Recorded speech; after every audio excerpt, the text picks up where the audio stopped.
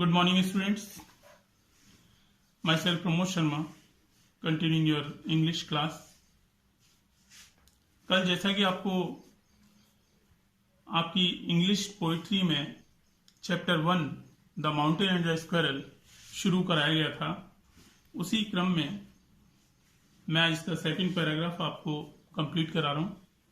तो कल पहले पैराग्राफ में आपने देखा कि माउंटेन और स्क्वायरल में आपस में एक विवाद हुआ, जिसमें जो माउंटेन था उसने स्क्वायरल को एक तुच्छ चीज बताया था, जिसके जवाब में वन रिप्लाइड, जिसके जवाब में गिलहरी ने कहा, you are doubtless very big, कि तुम निस्संदेह काफी बड़े हो, but all sorts of things and weather, लेकिन सभी प्रकार की छोटी और बड़ी चीजें मिलकर के इस संसार का निर्माण करती हैं। Must be taken together to make up a year, एक वर्ष का निर्माण छोटे छोटे दिन, महीनों और इनको जोड़ करके, मौसम को जोड़ करके पूरे एक वर्ष का निर्माण होता है। तो इसके आगे एंड ए स्फीयर, और इस पूरी ब्रह्मांड का निर्माण जो है वो छोटी छोटी चीजों से मिलकर ही होता है। And I think it is no disgrace, और गिलहरी कहती है कि इसमें मैं समझती हूं कि इसमें डिसग्रेस माने कहते हैं इसमें किसी तरह का शर्म होना, तो इसमें कोई शर्म की बात नहीं है। टू ऑक्यूपाई माई प्लेस, जैसा कि मेरा स्थान है। If I am not so large as you, अगर मेरा आकार इतना बड़ा नहीं है जितना तुम्हारा है, तुम्हारे जैसा विशाल आकार अगर मेरा नहीं है, तो you are not so small as I, तो तुम्हारा भी आकार इतना छोटा नहीं है जितना मेरा है। यानी कि आकार की दृष्टि से अगर तुम्हारा आकार बहुत बड़ा है तो मेरा आकार बहुत छोटा है। And not half to spry, spry कहते हैं फुर्तीलापन किसी का, एक्टिवनेस, तो जितनी फुर्तीलापन मेरे अंदर है उसके आधा भी फुर्तीलापन तुम्हारे अंदर नहीं है। तो ये गिलहरी ने अपने आप को माउंटेन से सुपीरियर बताते हुए उसको बताया कि जितना फुर्तीले तरीके से मैं कार्य कर सकती हूं तुम नहीं कर सकते हो। I will not deny you make a very pretty squirrel track. तो I will not deny, deny कहते हैं मना करने से। तो मैंने आपसे कहा था कि आप लोग वर्ड मीनिंग को अच्छे से याद करें। वर्ड मीनिंग नहीं होंगे आपके पास, एक्सप्लेनेशन भी समझ में नहीं आएगा, आप खुद भी नहीं समझ पाएंगे। तो आपका जो वर्ड मीनिंग की लिस्ट दी हुई है इसे आप अच्छे से याद करें। हिंदी और इंग्लिश दोनों ही वर्जन में आपका वर्ड मीनिंग आपकी बुक में दिए गए हैं, तो इन्हें आप अच्छे से याद करें, जिससे आपका वर्ड मीनिंग पावर बढ़ेगा और आप केवल पोइम को ही नहीं, आप बाकी एक्सप्रेशन भी अच्छे से कर पाएंगे। अगर आपके वर्ड्स होंगे तभी आप इंग्लिश को आप एक्सप्रेस कर सकते हैं। तो इसमें था आई विल नॉट डिने कहते हैं मना करने से, तो मैं मना नहीं करती। You make a very pretty squirrel track, कि तुम एक बहुत सुंदर रास्ता अपने ऊपर से मेरे लिए एक बहुत सुंदर रास्ता बनाते हो, इससे मैं मना नहीं करती। Talents differ, all is well and wisely put, हमारी जो क्षमताएं और योग्यताएं हैं वे अलग अलग हैं, लेकिन ईश्वर ने उनको बड़ी बुद्धिमत्ता के साथ में उनको व्यवस्थित क्रम से रखा हुआ है।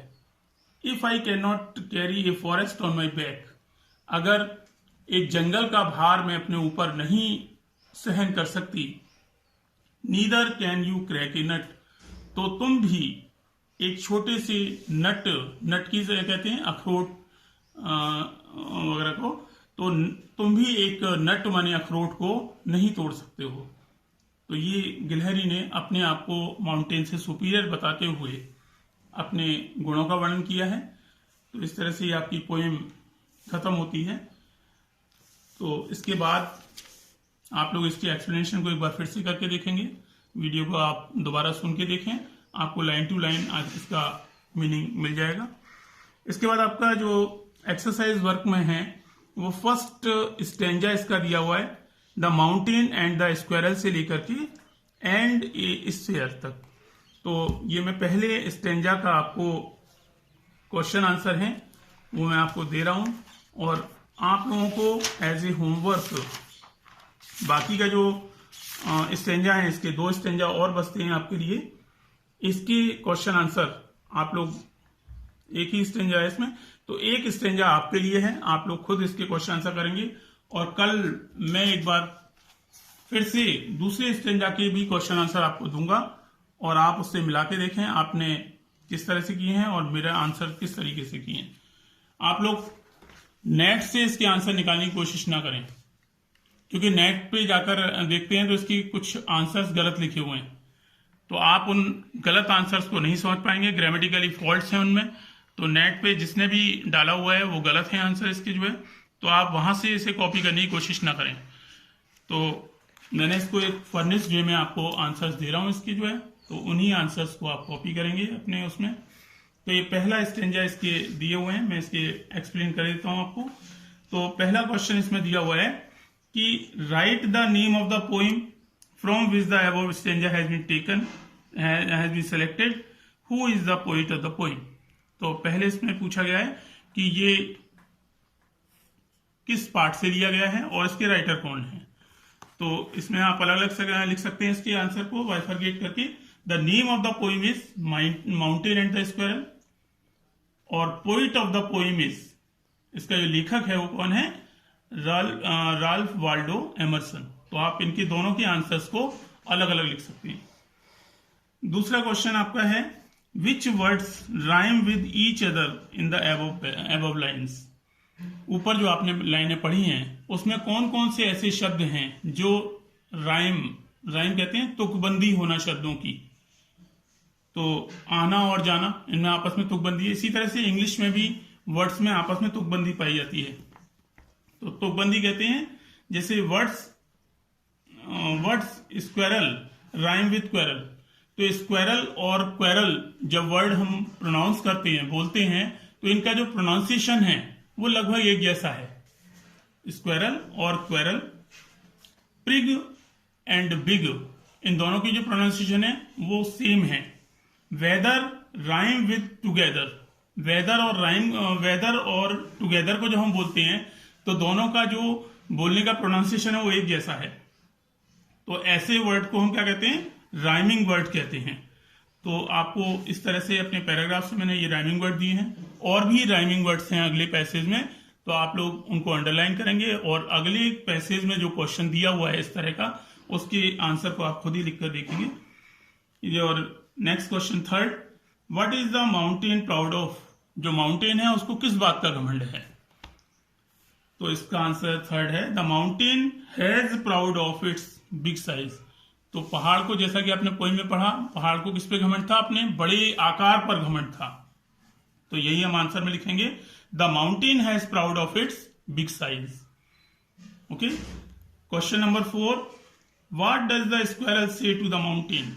जो स्क्वायरल है वो माउंटेन से क्या कहती है।